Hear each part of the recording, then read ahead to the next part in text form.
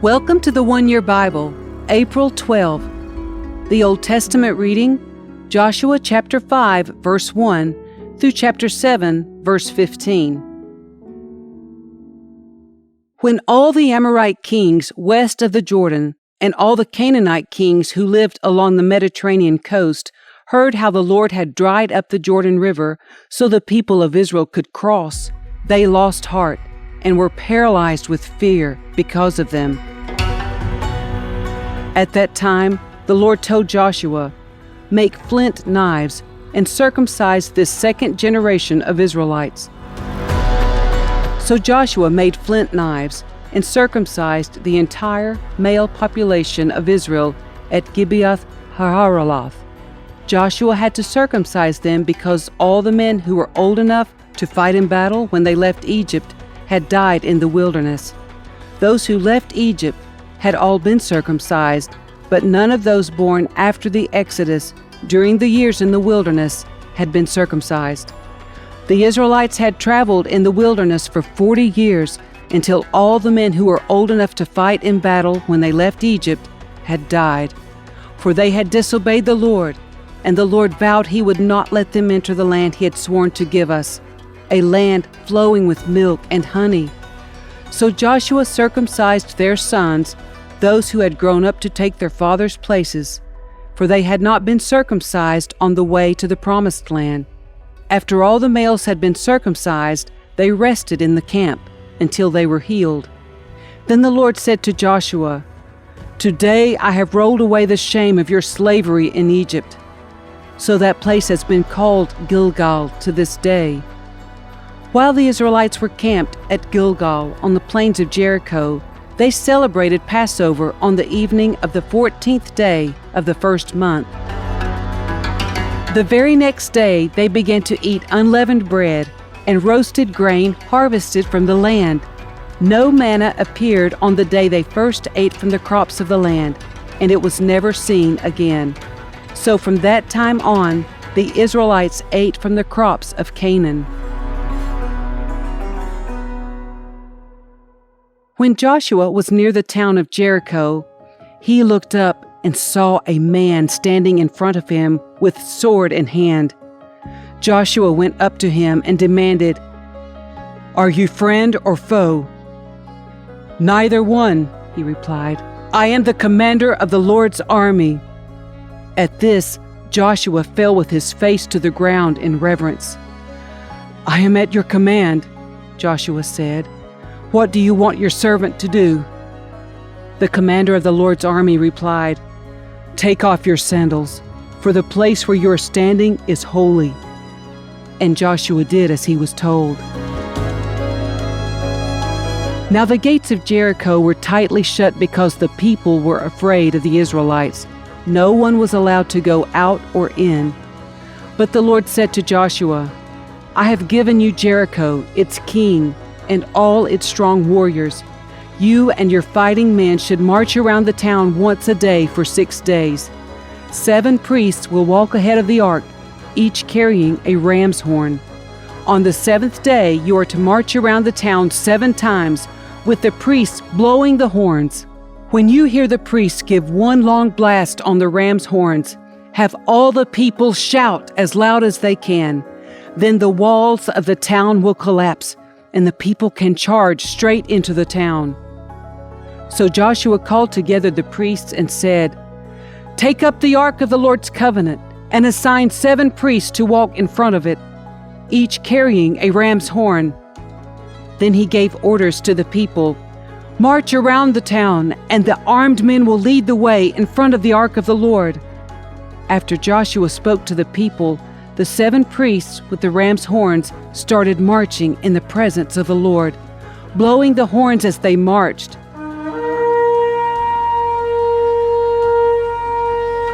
And the ark of the Lord's covenant followed behind them. Some of the armed men marched in front of the priests with the horns, and some behind the ark, with the priests continually blowing the horns.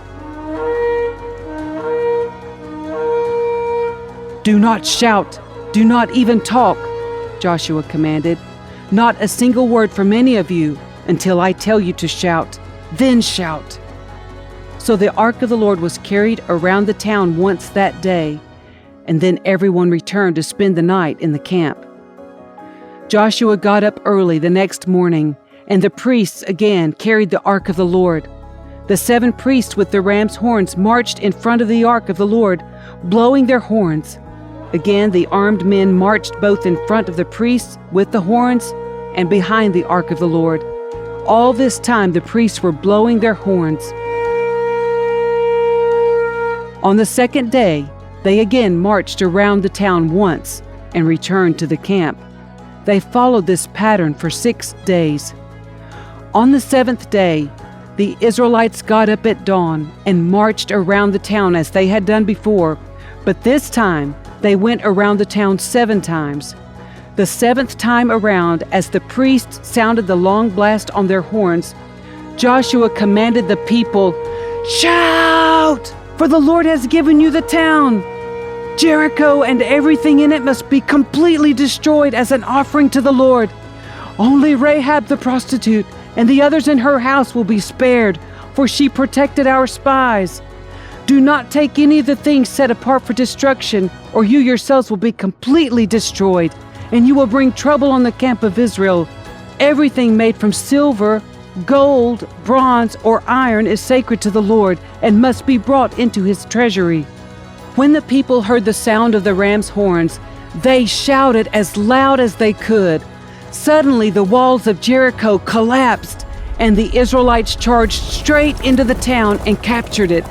They completely destroyed everything in it with their swords, men and women, young and old, cattle, sheep, goats, and donkeys.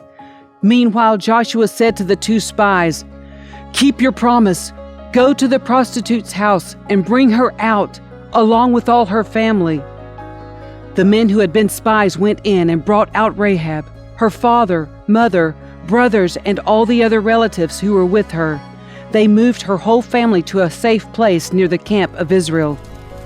Then the Israelites burned the town and everything in it. Only the things made from silver, gold, bronze, or iron were kept for the treasury of the Lord's house. So Joshua spared Rahab the prostitute and her relatives who were with her in the house, because she had hidden the spies Joshua sent to Jericho, and she lives among the Israelites to this day. At that time Joshua invoked this curse: "May the curse of the Lord fall on anyone who tries to rebuild the town of Jericho. At the cost of his firstborn son, he will lay its foundation. At the cost of his youngest son, he will set up its gates." So the Lord was with Joshua, and his reputation spread throughout the land.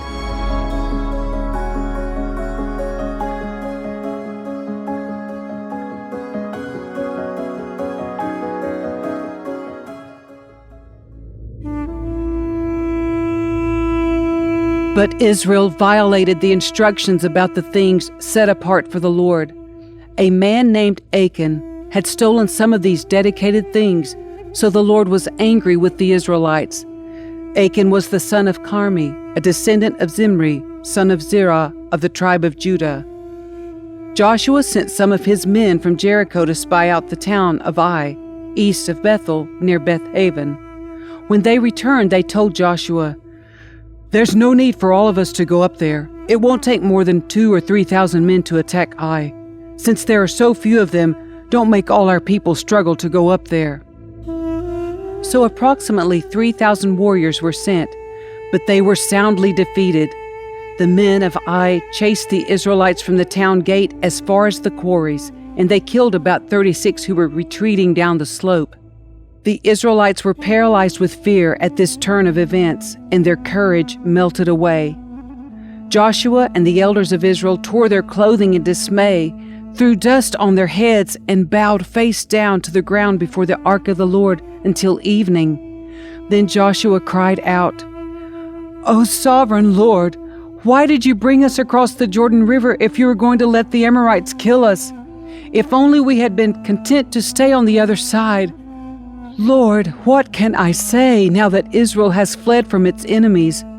For when the Canaanites and all the other people living in the land hear about it, they will surround us and wipe our name off the face of the earth. And then what will happen to the honor of your great name?"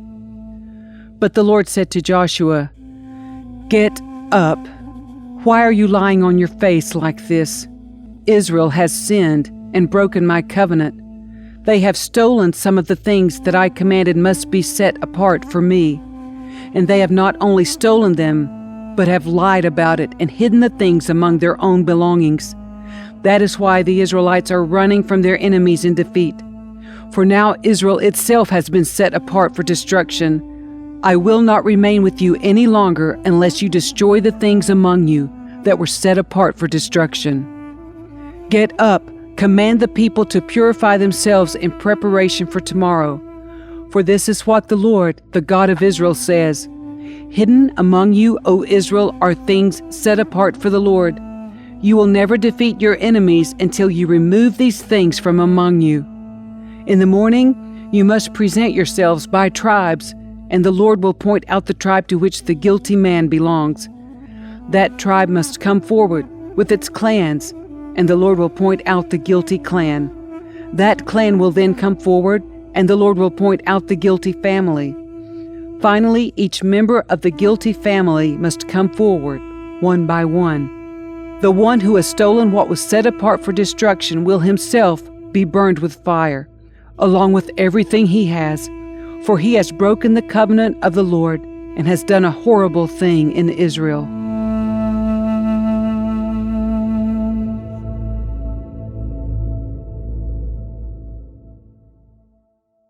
The New Testament reading, Luke chapter 15, verses 1 through 32. Tax collectors and other notorious sinners often came to listen to Jesus teach. This made the Pharisees and teachers of religious law complain that he was associating with such sinful people, even eating with them. So Jesus told them this story. If a man has 100 sheep and one of them gets lost, what will he do? Won't he leave the 99 others in the wilderness and go to search for the one that is lost until he finds it? And when he has found it, he will joyfully carry it home on his shoulders. When he arrives, he will call together his friends and neighbors, saying, "Rejoice with me, because I have found my lost sheep." In the same way, there is more joy in heaven over one lost sinner who repents and returns to God than over 99 others who are righteous and haven't strayed away. Or suppose a woman has 10 silver coins and loses one. Won't she light a lamp and sweep the entire house and search carefully until she finds it? And when she finds it, she will call in her friends and neighbors and say, "Rejoice with me, because I have found my lost coin." In the same way, there is joy in the presence of God's angels when even one sinner repents. To illustrate the point further, Jesus told them this story. A man had 2 sons. The younger son told his father, "I want my share of your estate now, before you die." So his father agreed to divide his wealth between his sons. A few days later, this younger son packed all his belongings and moved to a distant land, and there he wasted all his money in wild living. About the time his money ran out, a great famine swept over the land, and he began to starve. He persuaded a local farmer to hire him, and the man sent him into his fields to feed the pigs. The young man became so hungry that even the pods he was feeding the pigs looked good to him, but no one gave him anything. When he finally came to his senses, he said to himself, "At home, even the hired servants have food enough to spare, and here I am, dying of hunger. I will go home to my father and say, 'Father, I have sinned against both heaven and you, and I am no longer worthy of being called your son. Please take me on as a hired servant.' So he returned home to his father, and while he was still a long way off, his father saw him coming. Filled with love and compassion, he ran to his son, embraced him, and kissed him. His son said to him, "Father, I have sinned against both heaven and you, and I am no longer worthy of being called your son." But his father said to the servants, "Quick, bring the finest robe in the house and put it on him. Get a ring for his finger and sandals for his feet, and kill the calf we have been fattening. We must celebrate with a feast, for this son of mine was dead and has now returned to life. He was lost, but now he is found." So the party began. Meanwhile, the older son was in the fields working. When he returned home, he heard music and dancing in the house, and he asked one of the servants what was going on. "Your brother is back," he was told, "and your father has killed the fattened calf. We are celebrating because of his safe return." The older brother was angry and wouldn't go in. His father came out and begged him, but he replied, "All these years I have slaved for you and never once refused to do a single thing you told me to?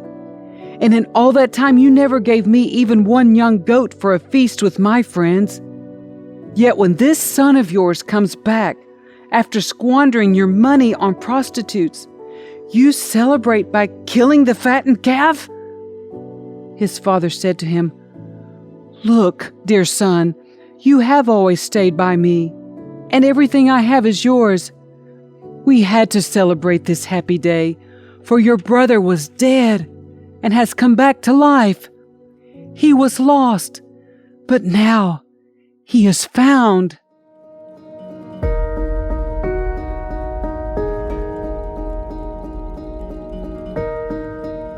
Psalm 81, verses 1 through 16. Sing praises to God, our strength. Sing to the God of Jacob. Sing, beat the tambourine, play the sweet lyre and the harp. Blow the ram's horn at new moon, and again at full moon to call a festival. For this is required by the decrees of Israel. It is a regulation of the God of Jacob. He made it a law for Israel when he attacked Egypt to set us free. I heard an unknown voice say, "Now I will take the load from your shoulders. I will free your hands from their heavy task. You cried to me in trouble, and I saved you. I answered out of the thundercloud and tested your faith when there was no water at Meribah. Listen to me, O my people, while I give you stern warnings. O Israel, if you would only listen to me. You must never have a foreign god. You must not bow down before a false god. For it was I, the Lord your God, who rescued you from the land of Egypt. Open your mouth wide, and I will fill it with good things." But no, my people wouldn't listen. Israel did not want me around. So I let them follow their own stubborn desires, living according to their own ideas. Oh, that my people would listen to me. Oh, that Israel would follow me, walking in my paths. How quickly I would then subdue their enemies. How soon my hands would be upon their foes. Those who hate the Lord would cringe before him. They would be doomed forever. But I would feed you with the finest wheat. I would satisfy you with wild honey from the rock. Proverbs 13, verse 1. A wise child accepts a parent's discipline. A mocker refuses to listen to correction.